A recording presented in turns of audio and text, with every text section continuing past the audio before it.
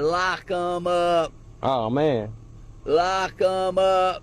This whole David and Celeste situation went from, oh, that's really weird and also very creepy that this grown man has a romantic connection to an underage girl they found dead in his impounded Tesla, to, oh my god, David, you are a lawyer's worst nightmare. You left a paper trail that has a bunch of red arrows pointing at you to be the prime suspect, that you seemingly killed her. Because with all this new evidence coming out, it seems like David should be the only suspect that they have right now. And according to TMZ here, police suspect Celeste may have been killed inside the home where David was staying. Investigators obtained a search warrant to look for blood evidence inside the residence. The results of that testing have not been released. And I've seen a follow-up to this tweet here of the property owner saying that they had security cameras to see who was coming in and out, but none of that information has came out yet to my knowledge. And I know Netflix producers are just foaming at the mouth of the thought of making a documentary about this if he is the convicted killer. But this is like the most damning piece of evidence that's came out since I made my last video. There's a clip here that's surfacing of what looks like Celeste spotted at one of David's concerts.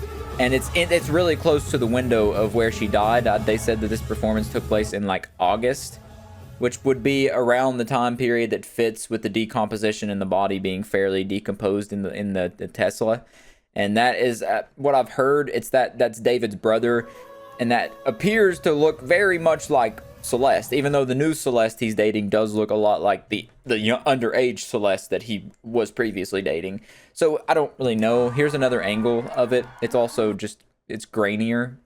It's harder to make out, but it very much does look like the Celeste that was murdered. And he's clearly waving at her and everything right there, putting a heart sign directly to where she is. And she doesn't seem to react. She looks kind of off-put and upset by it. But there's also an old interview here where this is the craziest, kind of man. He's basically an agent of chaos and kind of my alter ego. And the story of the manga went like I was a detective, and there was an evil version of myself that would kind of come out at random moments, kind of like Fight Club with Tyler Durden. I know his whole aesthetic is to be like edgy and cool or whatever, and like having an evil side really fits his vibe that he's going for, but this is just, it's bonkers. He would commit the crimes that I would have to solve as the detective. So like when I was as the detective, I'd be like solving murders that I'm committing myself. And it was like a cool little story. I didn't think anything would come of it. Like it was in the vault for like... Yeah, so he's got a bad case of main character in an anime syndrome right there. That's fucking wild that he said that. But here's like an old Twitch clip from him and Celeste on stream, the underage Celeste, where, well, this happens. I media trained you. No, you didn't. That's controversial. It's controversial of raping kids.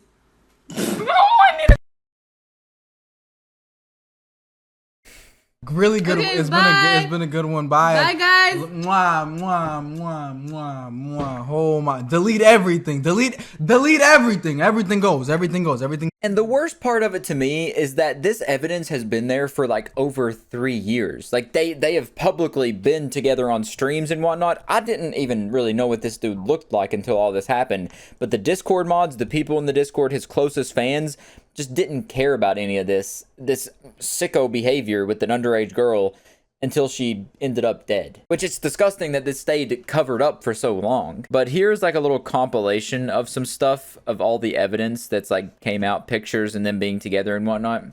Just even further cementing the fact that they were together.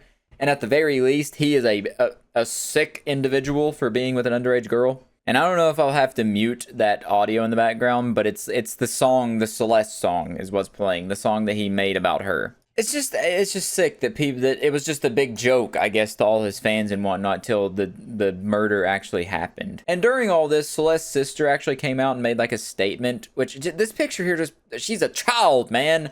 They met when she was like 11. It's disgusting.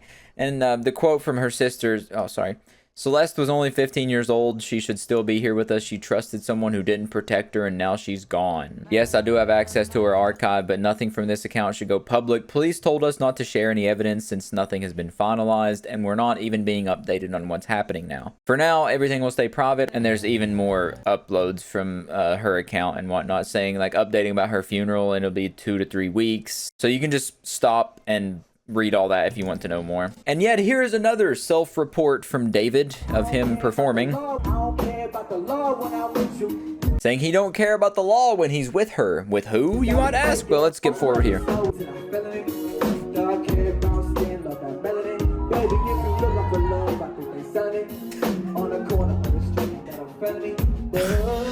Talking a lot about felonies in that song, eh, Davey boy? And it's genuinely just jarring, the amount of evidence. It's quite literally endless. Here's another thing that someone found of Celeste and David having a playlist together.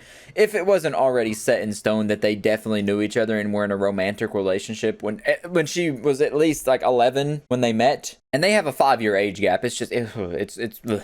But here is another thing that someone posted, says, was looking back at this old pic I took with David in 2023 until I noticed something strange. You look at the license plate, it says Celeste. And with everything else going on, it doesn't seem like that's a coincidence. That everything is just another piece of evidence at this point, because there's so many things. Like, it's jarring. I've never seen this much evidence come out that people have just had for so long, and it only matters now whenever she dies, which this could have been prevented if people just posted all this stuff and made it an issue when it was actually an issue when she was alive. Like, the investigators have to be this is the easiest slam dunk case for these investigators, because everything is posted on Twitter or social media, whatever.